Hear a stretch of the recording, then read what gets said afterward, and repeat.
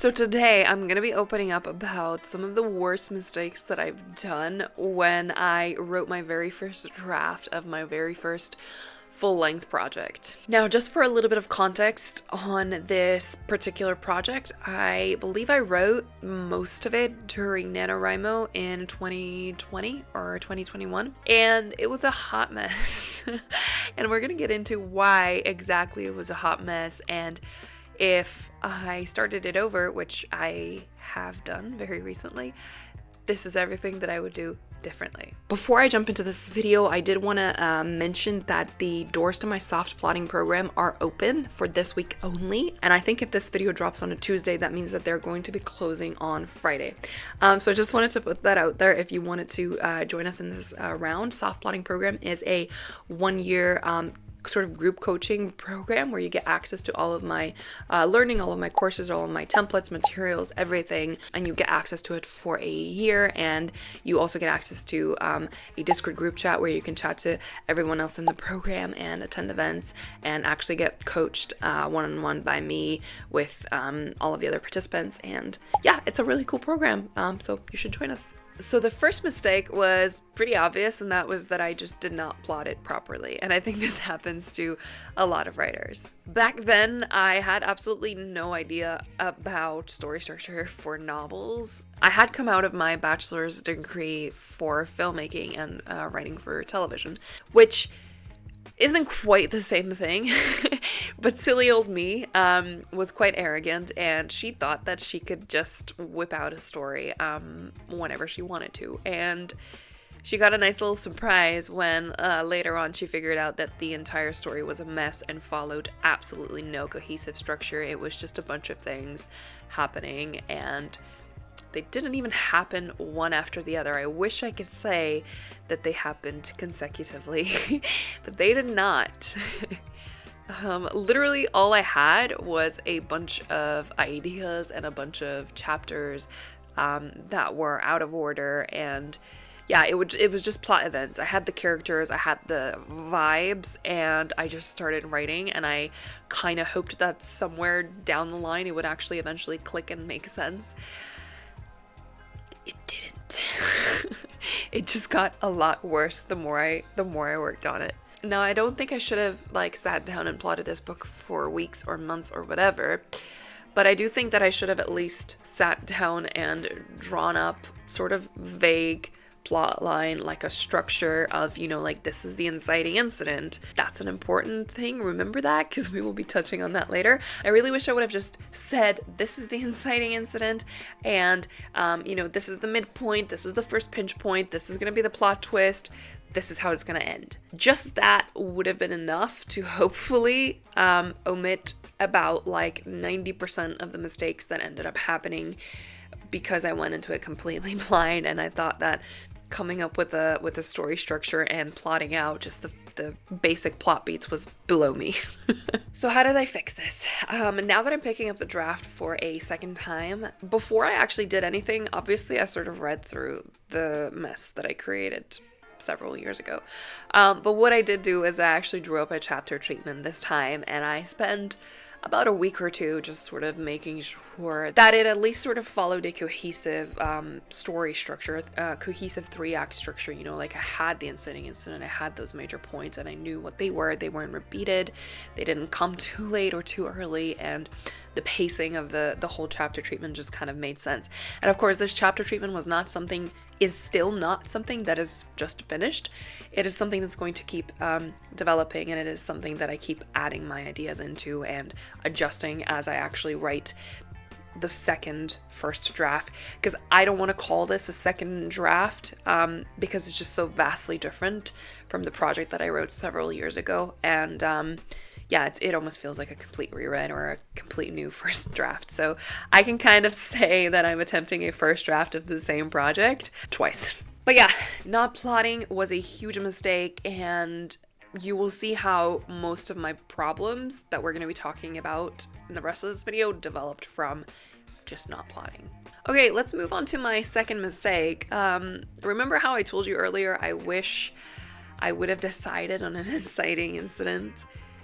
Yeah, I think I ended up having about three things at the very least that could have been an inciting incident for this story, but I wrote all of them. And I did not stop for a second to think about the fact that it made no sense for me to write absolutely all of those. I thought, oh, because I'm writing a sort of a non-linear narrative, they'll come up eventually. Like, they'll all be important at some point. Spoiler alert, none of those were important. Actually, now that I've picked up the project a second time around, everything that I wrote in the first act of that first attempt at this project is now shifted into the backstories. So none of that, none of those 3, 4, however many inciting incidents I actually ended up writing, none of them are actually in the second draft of this novel. I'm just using them as little contextual backstory here and there. So it literally went from being probably about, I want to say about 20 to 30,000 words long, maybe even more, to be honest. I might be downgrading this a bit, but it went from being about, let's say, 30,000 words to now in the second draft, it's probably only going to be maybe like a few pages of in total of like backstory that's going to be interspersed through context, through the protagonist's memories, or like through him filling us in on something that happened ages ago. But none of those are going to actually be fully fledged chapters throughout the book anymore. They're just going to be stuff that I know has happened to the character, but it does not need to be on the page because it's just not what the story is actually about anymore. Mistake number 3 was that I did not write chronologically. And you can see how that does not pair well with also not plotting. That resulted in chaos. That was actually a recipe for disaster. I know that there are some people out there who write non-linearly and they do so religiously, and that's okay. I applaud you for it if you can do that. But I do think that if you are going to do that, you genuinely have to have an outline and you have to have a really strong sense of where you want that story to go. Personally, I will never, ever, ever attempt to write non-chronologically ever again. For me, at least, I think it's okay to like skip a chapter or a scene if I'm like not in the mood or in the right mindset to be writing that at the given moment. But actually jumping from writing, a scene in Act 1 to writing a scene in Act 3 to writing a scene in the middle of the story to writing a flashback to writing this and that, it messed with my head when I was working on that project, and I thought that a lot of things were important that ended up not being important, and then I also had no idea how to actually cohesively put it together. And I don't think that's just down to me not writing chronologically. I think it had a lot to do with not actually plotting the project and not having a sense of that structure and pacing and cohesion, which then just turned up more and more problems the longer I kept writing this draft without knowing where I was headed. Mistake number 4, and this is one that I'm actually really excited about, but I read my characters wrong. I thought that they needed to be one way, but actually they needed to be something completely different.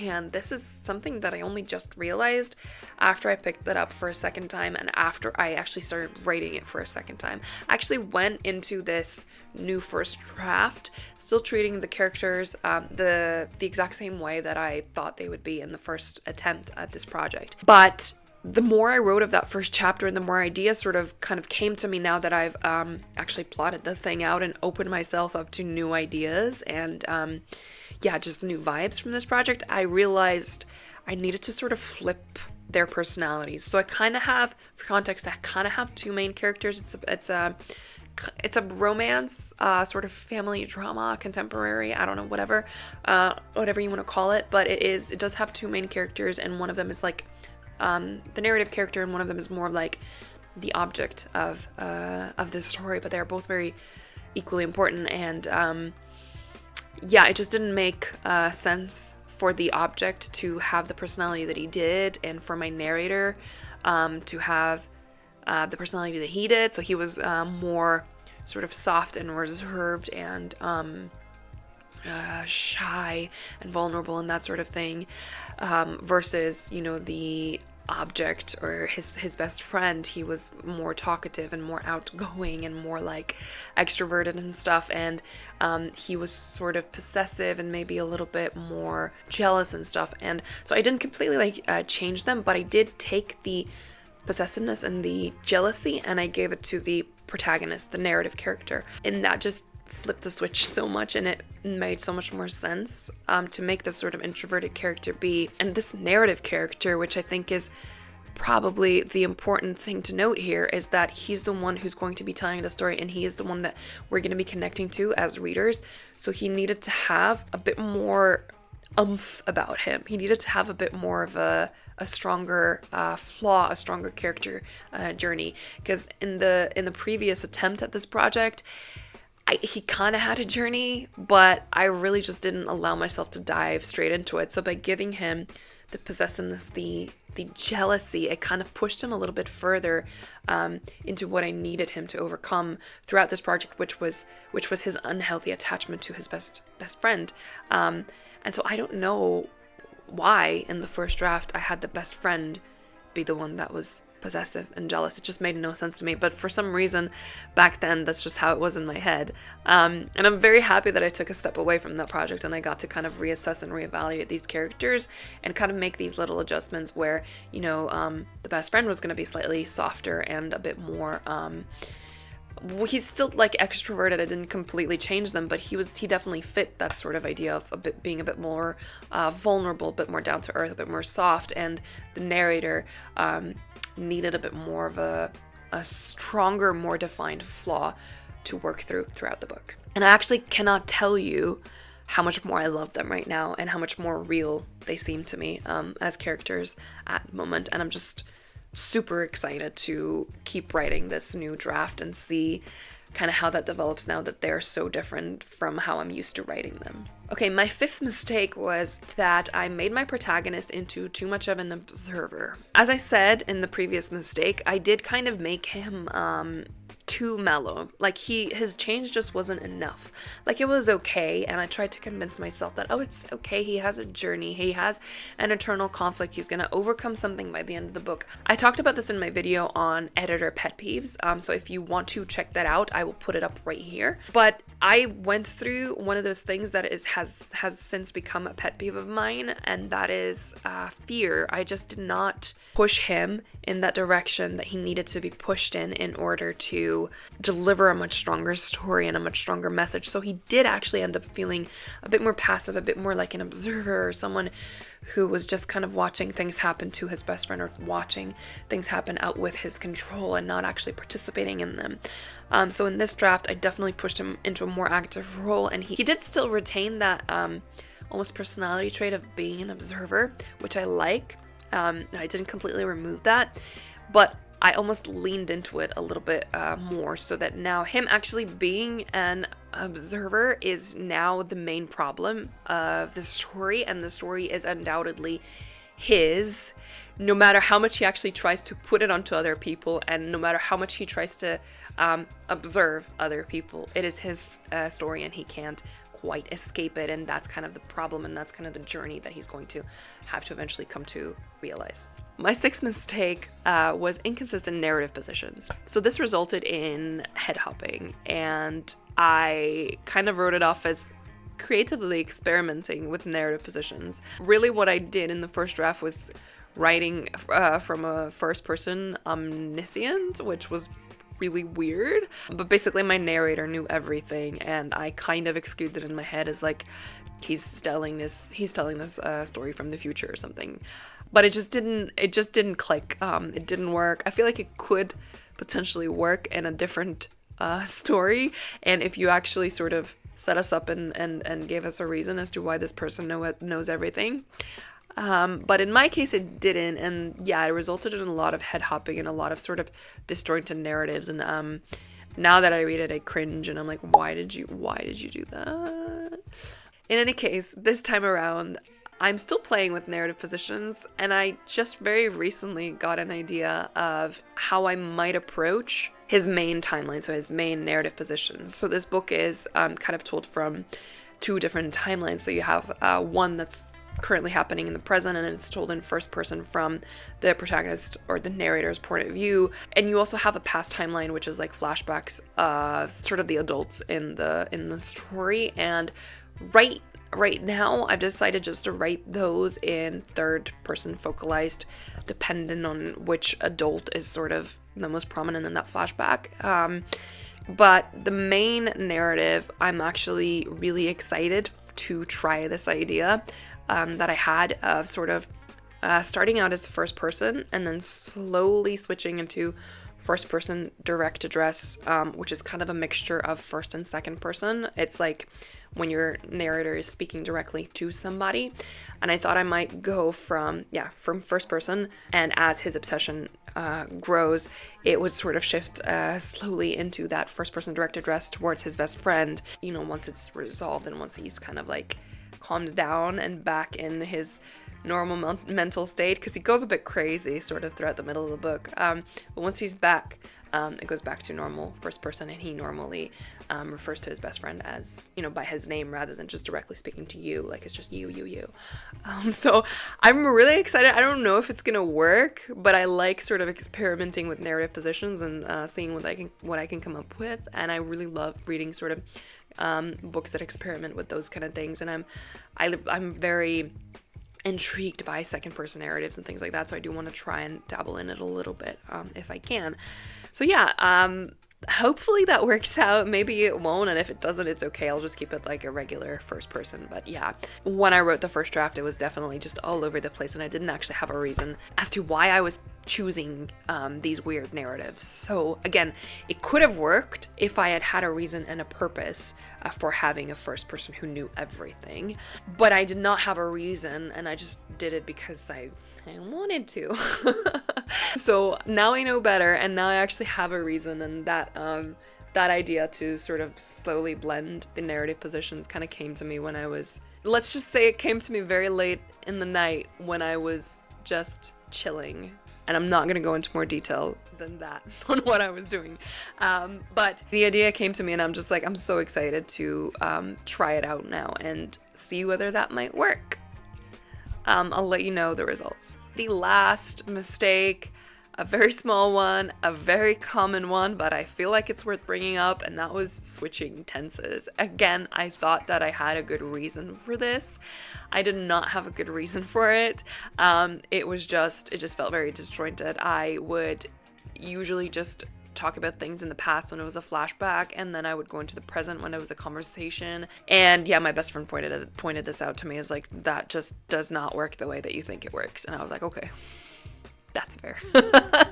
So I just settled on regular past tense. But I do feel like that's a extremely common mistake that I see with a lot of people that I work with and manuscripts that I edit, is sort of jumping tenses and switching and things like that.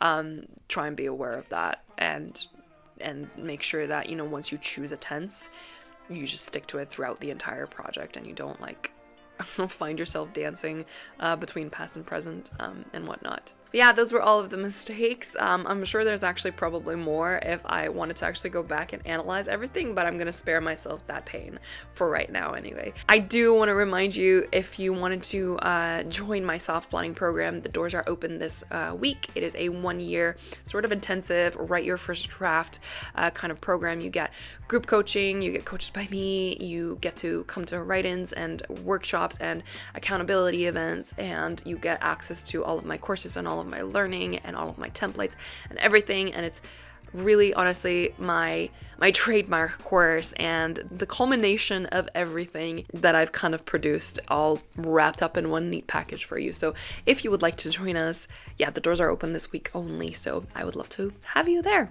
And if you liked this video, you might also like my video on 10 mistakes that new writers make, which will come up in just a second. And I'll see you there.